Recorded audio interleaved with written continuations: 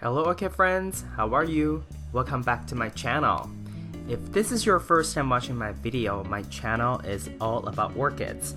From what orchids I have, how I grow them, my thoughts on certain orchid topics, to what orchids in my collection are blooming, etc. So if you want to follow along my orchid hobby adventure, please consider subscribing to my channel and turn on the notification. Today in this video, we're going to repot a mid/large size Phalaenopsis orchid. This orchid was given to me by its owner, who decided that this orchid is at the very end of its bloom season and does not want to continue to care for this orchid. And because I am sort of known for growing orchids in my office, so I became the new owner of this plant. Toward beginning of August 2019, I was given this plant. And here, please do not freak out, right? This orchid was already at the end of its bloom season. The flowers were fading, so the owner decided to use some creativity and doodle on the flowers. I mean, it doesn't hurt anything. It did not hurt anything. So I just want to make sure I put this disclaimer out there. This orchid was unharmed, and its blooms were already fading. At a first glance of this orchid, other than slight dehydration and one of the flowers spiked already dying back, I don't see any huge issue with this orchid, and I didn't see any pest or any potential spider mite issues with the leaves either. So overall, I think this orchid was just simply underwatered slightly, and it was reaching the end of its bloom cycle, so this orchid is just looking a little tired, right? But other than that, I think this orchid overall is relatively in good shape. And if you want to repot an orchid, the best thing you can do is obviously waiting for the right season. But if you have to do an emergency repot or to really help an orchid, the number one thing you want to do is to soak it for some time, right? Sometimes it's an hour, sometimes it's whenever you remember to go back to the orchid. So you need to soak it, and the benefit of that is that you allow the media to become wet, so that it's easier for you to remove the media, as well as any attached bark chips or sphagnum moss from the roots. Detach those things from the roots, I should have said. And after soaking for a while, I was able to take it out of the pot, and then I noticed that there were some bark chips at the bottom. It could be because they wanted to increase drainage at the bottom, but I don't know. Or it could just be they want to, the bark chips were used as fillers. But anyway, like I suspected, this orchid did have pretty decent root, but what I had to do was simply take it under my kitchen sink faucet and just let it have a quick rinse after I removed the majority of the moss. And this really helps with removing some of the small little moss pieces trapped in between roots, and also some unnecessary dead tissues. And so after I did that, the next step is really for me to try to dry the orchid, right? Because there's some excess water in between leaves at the crown of the orchid. So it can be a paper towel or even just regular cloth that you use to just pat it dry.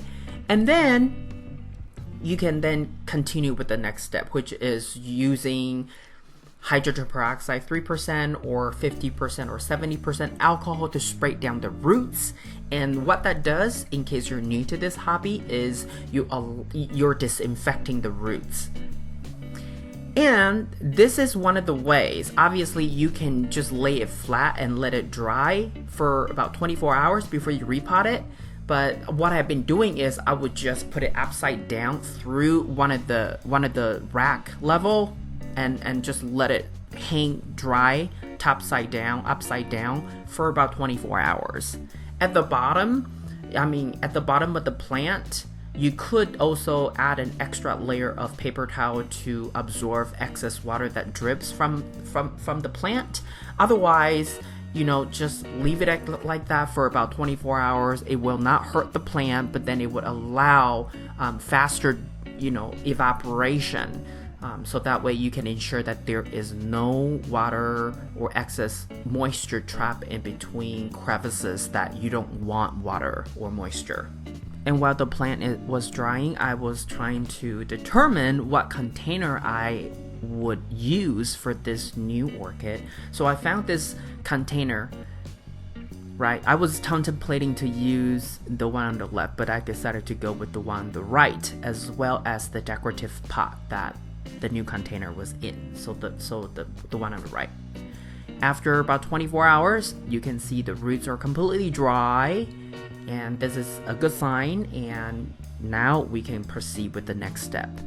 So the new container, I immediately put some moss at the bottom, and then I gradually hold the roots in the shape that I want, and then put additional moss into the center of the roots as well as outside, and then I put it into the new container. This time around though, because this orchid has quite a bit of root, and because the container has a lot of ventilation holes on the side, so I've decided to slightly press down the moss a little more than I usually would with other orchid. So in other words, the density of the moss for this particular orchid is higher, right? So I press it down a little bit more because I want to make sure that this orchid has enough stability and not being wobbly. And so in the old ways, or the traditional way of potting orchid with moss, one of the indication of whether a moss is well packed or well situated is that you want to just take up the plant and see if the plant will fall out of the container, right? And now I'm actually holding the plant by its flower spike, and you can see that the plant was in place, secured. So this is when you know this orchid is actually having enough stability, because if orchids are wobbly, usually they don't grow very well in the container. So you want to make sure they're securely fastened with moss in the container. Here I want to add a disclaimer. When I say this orchid's moss is packed slightly tighter than usual, it's still relative, right? It's not absolutely so tight that would suffocate the orchid roots.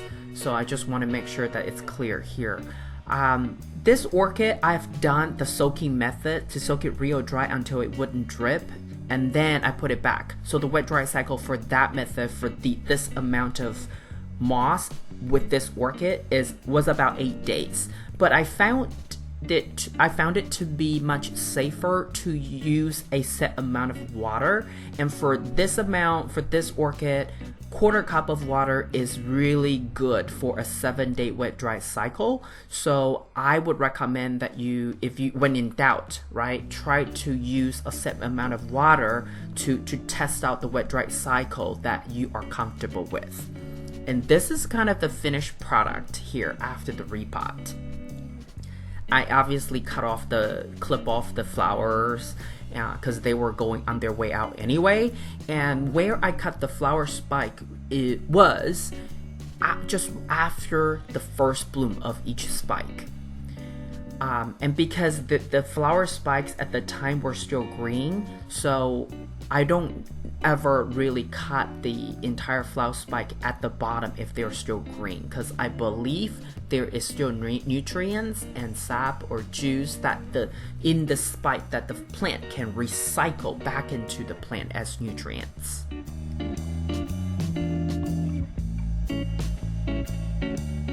Moving forward, we're now at mid-September 2019. It was growing a new leaf, which is always a good sign after repot that this orchid is showing signs of active growth. And then toward the end of September 2019, one of the spikes started to dry even further, so I went ahead and clipped it off. But the other spike, I kept it because it was still green.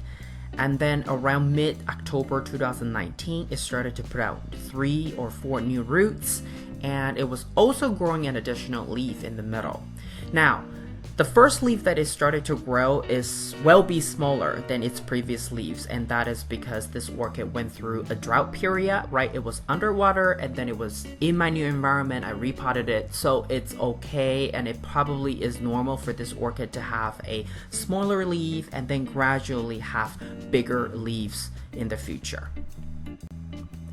This is all I have for you today. If you like this video, please give it a thumbs up. And if you would like to get more orchid related videos from my channel, please subscribe and turn on the notification. I want to wish you happy growing, and I will talk to you in my next video.